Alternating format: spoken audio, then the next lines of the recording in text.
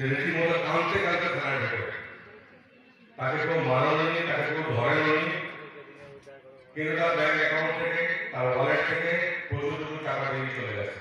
তার সঞ্চিত ধন, সঞ্চিত অর্থ সেগুলো বেরিয়ে গেছে। কিচ্ছু করা থাকে না, হেল্পলেস হয়ে যায় মানুষ। অনলাইন ফ্রড বা সাইবার ফ্রড যেটাকে বলি। আর আরেকটা হচ্ছে যে ট্রাফিক ডাটা অনলাইন করার ব্যাপারে আপনার আমার সঙ্গে আছে উপস্থিত এসে গ্রাম প্রধান মন্ডল, উনি বিস্তারিতভাবে বলবেন। আর ট্রাফিক সেফটি অফিসার, আমাদের থানার ট্রাফিক সেফটি অফিসার এসে সঞ্জীব পাঠক উনিও আছেন, উনি আপনাদের বলবেন এটাকে, যেটা আমাদের পেটেন্ট সাবজেক্ট, যেটা আমরা বারে বারে বলি, সেফ লাইফ সেফ লাইফ। তো এটা তো অনেকে শুনেছেন, অনেকে জেনেছেন, অনেকবার প্রচার হয়েছে, বিভিন্ন রকমভাবে হয়েছে, এবং এটা বলার অপেক্ষা রাখে না। এই সেফ লাইফ এটা আমাদের ড্রিম প্রজেক্ট বলা যেতে পারে, ওনার ব্রেন চাইল্ড বলা যেতে পারে, যাতে মানুষের জীবনটা কঠিন না হয়, সংসারগুলো বাঁচে। তো বিস্তারিত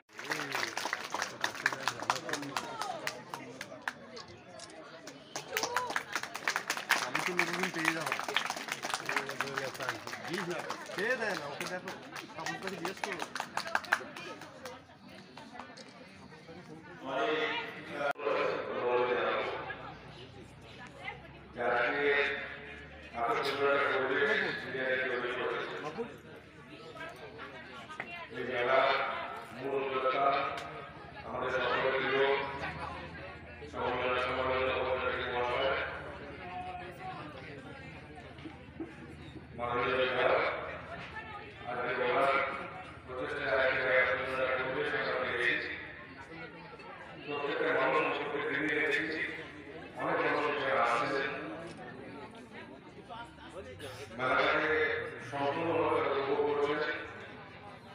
মেলা আমাদের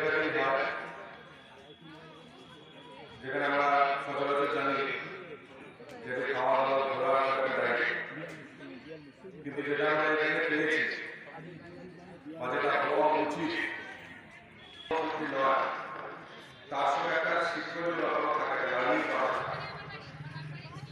তার একটা ছোট্ট পার্ট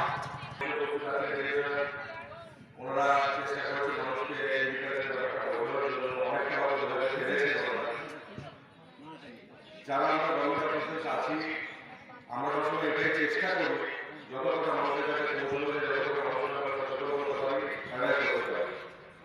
আর তারই অনেকটা ছোট পাঠ আজকে আমরা এখানে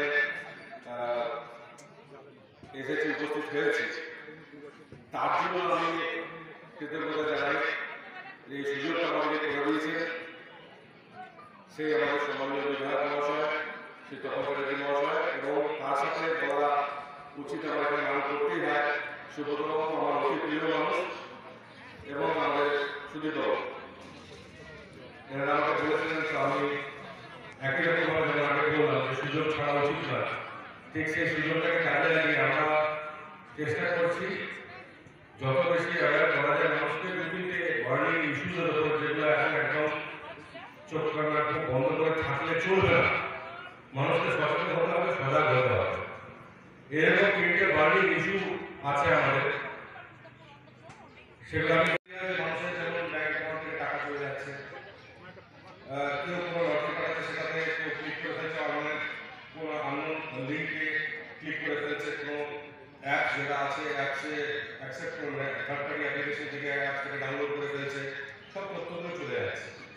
চলে যাবে ওগুলো ব্যাংকে লিঙ্ক করে, তার অ্যাকাউন্ট লিঙ্ক করে তাকে হ্যাক করে তার অ্যাকাউন্ট থেকে অনেক টাকা নিয়ে নিচ্ছে। ওটিপি তো ওরা কমন সবাই শুনেছে যে ওটিপি শেয়ার করতে ভালো করে, যদি হয় সেটা ডাইরেক্ট হয়, যে পার্টিকুলার আপনি জানেন যে ব্যাংক আপনাকে পাঠাচ্ছে, কিন্তু সেটা লাগে না, প্রয়োজন হয় না। যদি সেরকম কোনো ফোন আসে, আমরা সরাসরি বলবেন ঠিক আছে আমরা ব্যাংকে যাচ্ছি, আমরা ইলেকট্রিক অফিসে যাচ্ছি, আমরা পোস্ট অফিসে যাচ্ছি, আমি যাচ্ছি, যে যোগাযোগ করে করছি। আপনার কোনো ওটিপি শুধু নয়, ওটিপি ছাড়া যাকে যে জায়গায় আসে না সে জায়গায়। তো এগুলো খেয়াল করবে, কারণ আমরা এটা ভাবতে পারি যে আমরা বাচ্চাদেরকে কেন এই যুগটাকে কেন আমরা সিলেক্ট করছি। আমরা কিন্তু ম্যাক্সিমাম স্কুলে যাচ্ছি, স্কুলে কিছু আমরা করছি, কেন করছি? কারণ মানুষের কাছে পৌঁছানোটা খুব শক্ত, এটা একটা প্ল্যাটফর্ম। আমাদের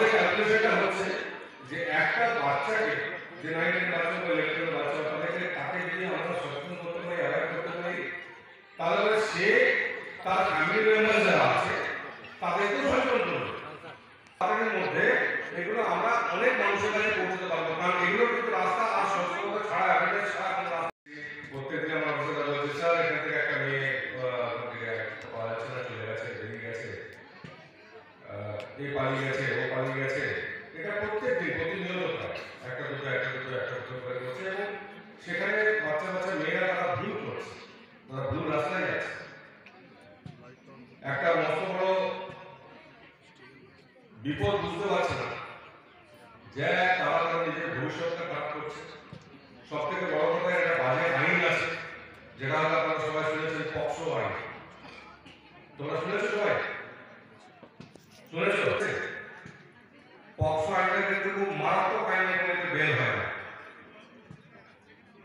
নন বেলেবল মানে প্রোডাকশন দিল তারপর আবার বেল হয়ে গেল, এটা না। পক্সো আইনে এরকম আছে, রাষ্ট্রপতি থাকা অবস্থায় আমাকে ওখানে চার্জশিট আমরা পাঠিয়ে দিই 60 ডেজ, এবং সে 60 ডেজ রাষ্ট্রপতি একটা ট্রায়াল স্টার্ট হয়ে যায়। ট্রায়াল স্টার্ট হয়ে গেলে সে আর কিন্তু বেল পাবে না, তখন ট্রায়াল কমপ্লিট হচ্ছে। এবং পক্সো আইনে আমরা ম্যাক্সিমাম দেখেছি প্রায় বলতে গেলে 100% ক্ষেত্রে কনভিকশন হচ্ছে, পানিশমেন্ট হচ্ছে। আইনটা এতটাই জটিল করা হয়েছে কেন? কারণ এটাকে ট্রাফিকিং দিয়ে দেয়, এটা ট্রাফিকিং হবে, ট্রাফিকিংটাকে আটকানোর জন্য আজকে এই আইন। এবং এতে খুব অনেকগুলি কড়া নির্দেশ আছে, যেগুলো হয়তো একটু তোমাদের মাথায় ঢুকবে না, বা সেই আইনগুলো সম্পর্কে ঢুকবে না। আমরা চেষ্টা করেছি এটা সরলভাবে তোমাদেরকে বোঝানোর জন্য, সরলভাবে তোমাদের যেটুকু বোঝাচ্ছি পুরোপুরি বোঝার চেষ্টা করবো, কারণ ওপেন মাইন্ডে আমরা কোনো মিথ্যে কথা তোমাদেরকে বলবো না, বা ওপেন প্ল্যাটফর্মে কোনো ভুল তথ্য তোমাদেরকে দেবো না। কিন্তু আইনটা অনেক বড় সাবজেক্ট, যেটা আমরা কিছু চাকরি হয়ে গেল আমরা একটা পর্যন্ত শেষ করতে পারি। ল সাবজেক্টটা এত বড়, সবকিছু জানা কখনো সম্ভব না। তাই ছোট ছোট ভাবে সহজ ভাবে তোমাদের বোঝার জন্য বা বোঝার সুবিধার জন্য যতটা প্রয়োজন ততটাই আমরা তোমাদেরকে বোঝাচ্ছি বা বোঝাবো, এবং সেটাই বুঝবে, এবং সেটা তোমাদের বেটারমেন্টের জন্য। তুমি অফার পেয়েছো 200 টাকা 500 টাকা, তুমি আরো আমাকে এত টাকা দাও, তাহলে তোমাকে 5000 টাকা পে করা হবে। এই ধরনের কোনো উইনার জিনিস তুমি অ্যাকসেপ্ট করবে না, কারণ তুমি খেলোই নাই কোনো কিছু, ঠিক আছে? তো খেলোই না, তোমাকে প্রভাবিত করছে যে তুমি এইটা করো, সেই জন্য করতে যাবে, তাহলে করার দরকার নেই। যে জিনিস তুমি করোনি সেটাতে তোমাকে। এরপরে আসবে জব, যে ঘরে বসে তুমি জব করতে পারবে, এডুকেশনের সাথে সাথে মাস গেলে 15,000 টাকা 20,000 টাকা কামাবে, তার সাথে সাথে তুমি এডুকেশনটাও চালিয়ে যেতে পারবে। এই ধরনের ফেক জবের মেসেজ আসতে পারে তোমার কাছে, ফোন আসতে পারে, সেগুলো অ্যাকসেপ্ট করবে না। সাধারণ ব্যক্তি মেয়ের বিয়ে দেবে বা কোনো একটা ব্যবসা করতে চাইছে, দেখবেন যে কোনো একটা কল চলে এলো, আমি লোন চান, আমার লোন অফার আছে। তো এই লোনের জন্য আপনাকে কি করতে হবে? আপনার পার্সোনাল ডাটা আমাকে শেয়ার করতে হবে, একটা অ্যাপ্লিকেশন ফিস আপনাকে জমা দিতে হবে, এই বলে আমার সাথে প্রতারিত করতে পারে। তো ব্যাংকিং মাধ্যম তারা বলেছে কোনো ফাইন্যান্সিয়াল সেক্টর তারা ওভার টেলিফোনে কোনো কাস্টমারের ডাটা চাইবে, কোনো ডাটা কোনো সেক্টর চাইতে চাইবে না ওভার টেলিফোনের মাধ্যমে। তাহলে কোনো ব্যক্তিকে ওভার টেলিফোনে আপনার কোনো ডাটা বা তথ্য শেয়ার করবেন না। আপনার যদি ব্যাংকে প্রয়োজনীয়ত হয়, আপনি সরাসরি নিজের ব্যাংকে যাবেন, হোম ব্রাঞ্চে গিয়ে তাদের সাথে কথা বলবেন, কিন্তু অজান্তে কোনো কিছু অ্যাকসেপ্ট করবেন না, শেয়ার করবেন না। অনলাইনে একটা প্রায় দিন ঘটে যাচ্ছে যে আপনার আধার কার্ড নাম্বার এবং ফোন নাম্বার দিয়ে একটা ইন্টারন্যাশনাল আপনার পার্সেলটা ধরা হয়েছে, আপনার আধার কার্ড নাম্বার এত, আপনার ফোন নাম্বার এত, আপনার মায়ের নাম এই ধরনের ফোন করতে পারে, আপনার নিজের নাম্বারটাই। আপনি তো কি হতবাক হয়ে যাবে যে সালা আমার আধার কার্ড নাম্বার কি করে জানলো, আমার ফোন নাম্বার কি করে জানলো। আচ্ছা, এটা থেকে তো আমাদের ধরা হয়েছে, এটা কেসও হয়েছে। যদি এখান থেকে আপনি লোকটা পেতে চান, তাহলে আপনাকে একটা নাম্বার দিচ্ছি বা অ্যাকাউন্ট নাম্বার দিচ্ছি, এখানে আপনি এত টাকা পে করে দেন, তাহলে আমরা এখানে এই দফা রফা করে দেবো। অর্থাৎ আপনার এই কেস রিলেটেড বিষয় থাকবে না, আমাকে আমরা এই কেস থেকে মুক্ত করে দেবো। আপনি জানেন না, শুনেন না, আমার প্রথমেই মাথায় মাইন্ডে স্ট্রাইক করবে যে আমার আধার কার্ড নাম্বারটা জানলো কি করে, আমার ফোন নাম্বারটা অরিজিনাল জানলো কি করে, সে আমার নাম যে রাম এটা বলছে কি করে। তাহলে নিশ্চয়ই এই ধরনের কোনো একটা প্রতারণা হয়েছে। আমাকে তাহলে বাঁচতে হবে, তখন ওদের দেওয়ার কোনো অ্যাকাউন্টে আপনি টাকা ট্রান্সফার করে দেবেন। এই সব চক্র এখন রিসেন্ট বেশিরভাগ হচ্ছে, এইগুলো থেকে আপনারা বিরত থাকবেন। কোনো কিছু বিষয় আসলে ওভারটেকিং কিনা ফোন আসতেই পারে, আমাদের ফোন আছে, কিন্তু তাকে অযথা পাত্তা দেওয়া দরকার না। আর এই ধরনের বিষয়বস্তু যদি আপনাদেরকে বলে তাকে একদমই ব্লক করা উচিত। এবং তার সাথে সাথে আপনি যদি মনে করেন যে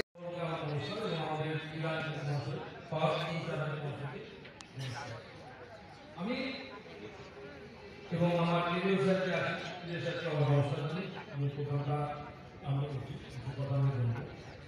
আমি প্রথমেই একটা কথা বলি, যেটা হচ্ছে অ্যাক্সিডেন্ট। এই অ্যাক্সিডেন্টটা ইচ্ছা করে হয় না, আমি মানলাম, কিন্তু আমাদের অ্যাক্সিডেন্টের অপরচুনিটি সতর্কতা আমাদেরকে অবলম্বন করতে হবে, সেটা আমাদের দেখতে হবে, খুবই ভালো হবে। আজকে 2024 সালে আজকে ডেটে আমাদের টোটাল অ্যাক্সিডেন্ট ক্ষেত্রে সতর্কতা আমার পূর্বস্থলী থানা এলাকায়, শুধু পূর্বস্থলী থানা এলাকায়, আমার বর্তমানে সুন্দরবন আমার এলাকা, পূর্বস্থলী টু টোটাল এলাকাতে আমার টোটাল অ্যাক্সিডেন্ট ক্ষেত্রে সতর্কতা, তার মধ্যে মারা গেছে 11 জন, অন স্পট মারা গেছে 11 জন, এবং ইনজিওর্ড হয়েছে 12 জন।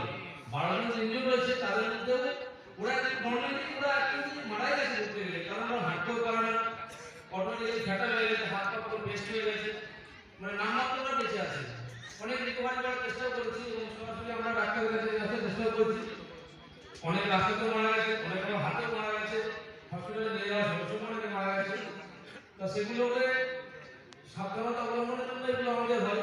যারা বাড়ির ফ্যামিলি আছে তাদের একটু অবলম্বন করা উচিত যে হ্যাঁ বেরিয়ে যাচ্ছে বাড়ির ছেলে হোক মেয়ে হোক, ভাই হেলমেটটা নিয়ে যা, ভাই ভদ্রভাবে যাবে, ভালোভাবে যাবে, মাটির দিয়ে নিয়ে যাবে, এটা বলে আমার উচিত আমি মনে করি।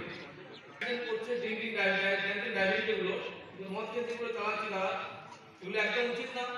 মদ খেয়ে গাড়ি চালাবে না, আর মদ খেয়ে গাড়ি চালালে আমার হাতে করলে কি হবে আমি জানি না, কি হবে সেটা আমি বলতে পারবো না। আর আমি এটা বলতে পারি যে আমি যতদিন আছি, যতদিন আমি ব্যাংকের অবস্থা টাকা যদি পাই, তুমি আর কাউকে ছাড়বে না, আমি তার দেনা দেওয়ার ব্যবস্থা আমি নেব। আর বেশিরভাগ আক্রান্ত যে অ্যাক্সিডেন্টগুলো হয়েছে সেগুলো ম্যাক্সিমাম দেখা যাচ্ছে আমাদের ডাক্তারবাবুর কাছে যখন করতে যায়, তখন কেএমএ করতে যখন যায়, কেএমএ যখন যায়, তখন দেখি যে হ্যাঁ এটা ব্যাংকের অবস্থা থেকে মারা গেছে।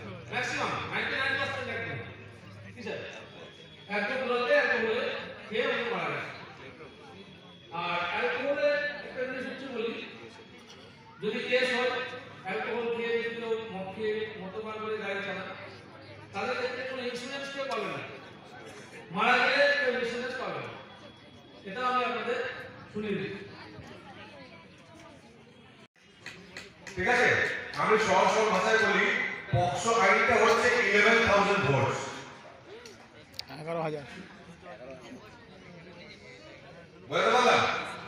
220 ভোল্টে কিরকম হয়, কিরকম লাগালে কিরকম ফিলিংটা হয়, কোন টাচে হয়।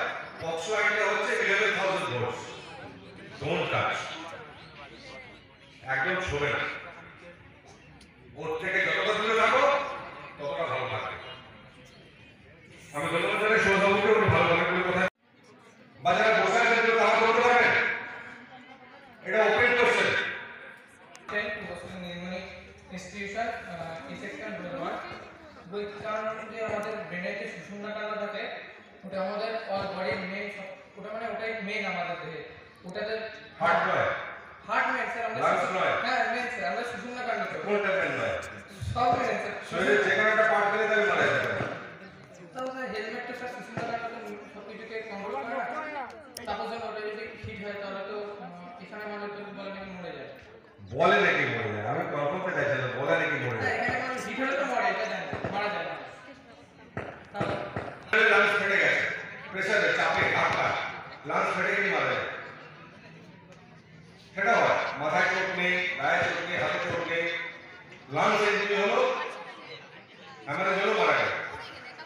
তাহলে মাথাটা কেন, ভাই মাথা বা হেলমেট কেন সবাই বলছে, আমরাও বলছি, সেদিকে স্টেজে তো বিধানসভা ওপেন বললেন, ওপেন স্টেজে বললেন যে না হেলমেট যেন থাকে। কেন হেলমেটটা কেন বলা হচ্ছে?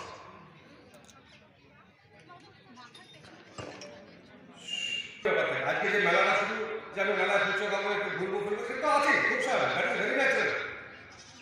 তার সাথে শিক্ষণীয় যে ব্যাপারগুলো সেগুলো নিতে হবে, ইনফরমেশন কালেক্ট করতে হবে, মানুষের জানার শেষ নেই, অনেক কিছু শেখার আছে। যেটা আমি বললাম যে আমরা 20 বছর চাকরি করে লটাকে আমরা ল নিয়ে সারাক্ষণ ঘাটছি, 24 ঘন্টা ঘাটছি, কিন্তু ল সাবজেক্টটাকে আমরা এখনো পর্যন্ত পুরো কমপ্লিট করতে পারিনি, সম্ভব নয়, হিউজ সমুদ্র। কারণ প্রত্যেকটা জায়গা থেকে শিক্ষণীয় ব্যাপার আছে। আজকে এগ্রিকালচার যে ইস্যুগুলো বলছে আমি শুনছিলাম, চেম্বার বসেছিলাম, শুনছিলাম, খানিকটা আমার কানে গেল, তো আমার মাথায় থাকবে। সিমিলারলি আমরা যখন এগুলো বলছি তখন সেগুলো তোমাদের মাথায় থাকবে, তাহলে আপনার কাছে বসালে তাদের মাথায় থাকবে। এখানে যেগুলো শিক্ষণীয় ব্যাপার সেগুলো নিয়ে নিতে হবে। তো উত্তরটা হচ্ছে যে শরীরের তুলনায় আমাদের মাথাটা ভারী। যখন আমরা মোটরসাইকেল বা সাইকেল চালাই, অনেকে মজা করে দেখবেন, অনেক সময় ছবি ছাড়ে সাইকেলে করে হেলমেট পরে যাচ্ছে, পুলিশ এত চেকিং করছে, পুলিশকে টিটকিং করার জন্য, ব্যঙ্গ করার জন্য সাইকেলে চেপে হেলমেট পরে যাচ্ছে, দ্যাট ইজ নাথিং রং। যেসব সাইক্লিং কম্পিটিশনগুলো হয় সেই সব বন্ধুদের আমি বলতে চাই যারা এটাকে নিয়ে ব্যঙ্গ করেন যে সাইকেল চালিয়ে হেলমেট মাথায় নিয়ে যাচ্ছেন, পুলিশকে দেখানোর জন্য, ছবি ভাইরাল করে ছাড়ার জন্য, যে পুলিশের এত প্রেশার, এত চাপ দিচ্ছে, আমি সাইকেল চালাচ্ছি, আমি হেলমেট পরে যাচ্ছি। তো লং কথা নয়, মিথ্যে কথা নয়, ভুল কথা নয়, সাইকেল কম্পিটিশন যেগুলো হয়, লং রেঞ্জে সাইকেল কম্পিটিশন থেকে সব ম্যারাথনগুলো হয়, সেগুলো কিন্তু ওদের যে বেসিক্স থাকে, ইউনিফর্ম থাকে, শুজ বলুন, যাই বলুন, তার মধ্যে কিন্তু সাইক্লিস্টদেরও হেলমেট থাকে এবং সাইক্লিস্ট হেলমেট আলাদা হয়। বাইসাইক্লিস্ট যারা থাকে তাদেরও কিন্তু হেলমেট, মানে হাস্যকর বিষয় বস্তু কিছু নয়, সাইক্লিস্টরা তারাও হেলমেট পরতে পারে, দ্যাট ইজ সেফটি। তো coming back to the point, সেটা হচ্ছে যে হেলমেট পরছে আমরা কেন, সেটা হচ্ছে শরীর, মাথাটা আমাদের শরীরের তুলনায় ভারী। একটা মানুষ যখন দোলনার ছাদ থেকে পড়ে যায় বা কোথাও উপর থেকে পড়ে, সবসময় দেখবেন কিন্তু মাথাটা ট্রিপ করে, যখন পড়ে মাথাটা কিন্তু নিচের দিকে চলে আসে। এটা জেনারেল টেন্ডেন্সি, হিউম্যান স্ট্রাকচার, যে মাথাটা ভারী থাকার থেকে মাথাটা কিন্তু আগে নিচে পড়ে। তাহলে স্বাভাবিকভাবে একটা ব্যালেন্সের জায়গায় যখন আমরা আছি, তখন যখন আমরা বডিটা পড়ে যাচ্ছে, তখন খুব স্বাভাবিকভাবে মাথাটা আমরা আগে নিচে আসছে, এবং শরীরে সব থেকে বেশি চোটটা মাথায় লাগছে।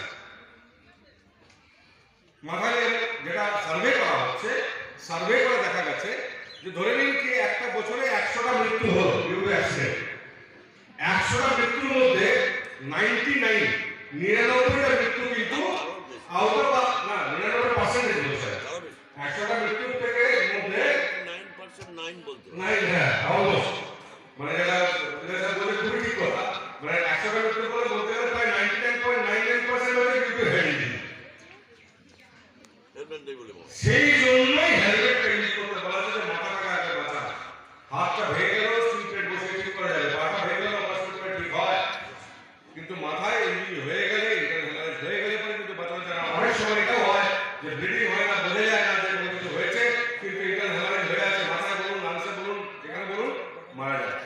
সেটা অ্যাক্সিডেন্ট ভিকটিম যারা আছে তাদেরকে আমরা বারবার, তাদের অন্যরা যারা আছে তাদেরকে আবেদন করবো, যদি অ্যাক্সিডেন্ট ভিকটিম কেউ আপনার চোখের সামনে আসে, সবসময় আগে সব ছেড়ে দিন, সব ভুলে যান, আগে চিন্তা করুন যেই ইনজুর্ড হয়ে থাকুন না কেন, সে অফেন্ডিং ড্রাইভারই হোক বা ভিকটিম ড্রাইভারই হোক বা অন্য কেউ হোক বা পথচারী হোক, আগে তাদেরকে হসপিটালাইজ করা। এবং বাল্য বিবাহের যে আইন হয়েছে, এটা করা হয়েছে কেন, এবং বাল্য জিনিসটাকে বাল্য বিবাহ করা হবে, এবং এটাকে কীভাবে আমরা প্রতিরোধ করবো, এবং এলাকার সমাজে আমরা বিবাহ সহ, যাতে ভবিষ্যতে আমাদের বালক বালিকা, নাবালক নাবালিকা এদের দুর্বিষহ বন্ধনের মধ্যে করতে না হয় বিবাহের পর, সেই বিষয়ে কিছু আলোচনা করছি। বাল্য বিবাহ 18 নিচে যারা বয়স আছে, বালক বালিকা উভয়ই আর বলছি তাদের বিয়ে করা উচিত নয়, বিশেষ করে ছেলেদের 21 আর মেয়েদের হচ্ছে 18।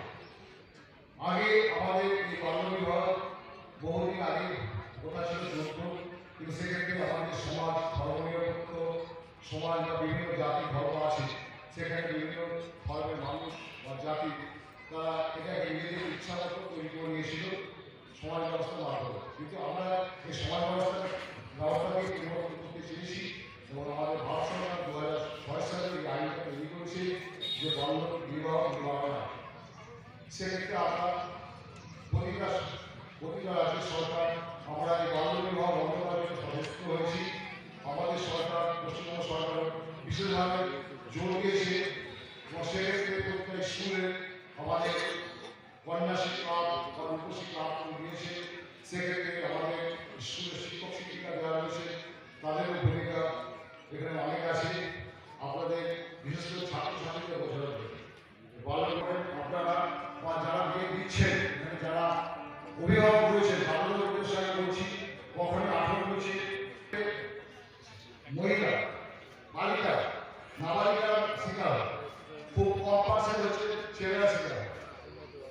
দেখা যাচ্ছে যে আমাদের সমাজে অনেক ধরনের মানুষ আছে, অনগ্রসর বা অগ্রসর মানুষ বিভিন্ন জাতি আছে, তারা সামাজিকভাবে অনেকটা পিছিয়ে বা অর্থনৈতিক দিকে অনেকটা পিছিয়ে। তারা চায় যে কোনোভাবে আমার সন্তান অর্থাৎ মেয়েকে বিয়ে দিতে পারলে আমি পিছিয়ে যাবো, আমার সমাজ আমার ধর্মীয়ভাবে কেউ কিছু আমার বলতে পারবে না, আমি দায়মুক্ত হব। কিন্তু দায়মুক্ত হওয়া নয়, সে মেয়েটাকে একটা বিপদের মধ্যে ফেলে দেয়। একটা মানুষ যে কোনো জিনিস তার পরিপক্কতা আছে, একটা মানুষের ক্ষেত্রেও মহিলাদের ক্ষেত্রেও 18 হচ্ছে তার শারীরিকভাবে পুষ্ট বা শারীরিকভাবে পরিপক্কতা আসে না, যেখানে তার বিবাহ থেকে দেখা যায় সে তার অপুষ্টির একটা কারণে হয়তো তার নিজের সন্তান ধারণ করলো, সেখানে সন্তানের পুষ্টি আসলে সন্তানকেও বিকলাঙ্গ হতে পারে, শারীরিকভাবে সে অক্ষমতার শিকার হয়, কাজটা করতে পারে না। যদি এটা আমরা মেডিকেল লাইন মেডিকেলের ব্যাপার ডাক্তাররা ভালো বলতে পারবে যে 18 বছর বিবাহ করলে মেয়েদের কিন্তু শারীরিক বিপদ আসতে পারে। এটা হলো মেডিকেল সায়েন্সের ব্যাপার, ডাক্তাররা বলতে পারবে। এবং শিক্ষা, সে আমাদের সরকার চাচ্ছে প্রত্যেকটা মানুষ ছেলেমেয়েরা উচ্চশিক্ষা শিক্ষিত হোক, সেই জন্য স্কুলে প্রতিটা স্কুলে এখন দেখা যাচ্ছে যে অঙ্গনওয়াড়ি থেকে শুরু করে শিশু শিক্ষা থেকে শুরু করে খাওয়ার ব্যবস্থা আছে, মিড ডে মিলের ব্যবস্থা আছে, যাতে গরিব মানুষ যারা আছে তারা এখানে স্কুলে আমরা খাওয়া দাওয়া করে শিক্ষা দিতে পারে। এবং সেক্ষেত্রে অবৈতনিক করে দেওয়া হয়েছে, যেটা আগে ছিল এখন বেতন ছিল, এখন অবৈতনিক করে দেওয়া হচ্ছে। আমাদের সরকার বিভিন্ন রকমভাবে ছাত্রছাত্রীদের উচ্চশিক্ষা শিক্ষিত করার জন্য প্রচেষ্টা চালিয়ে যাচ্ছে এবং সেক্ষেত্রে আমরা সেই প্রচেষ্টাকে সার্বিকভাবে সাফল্য উন্নীত করার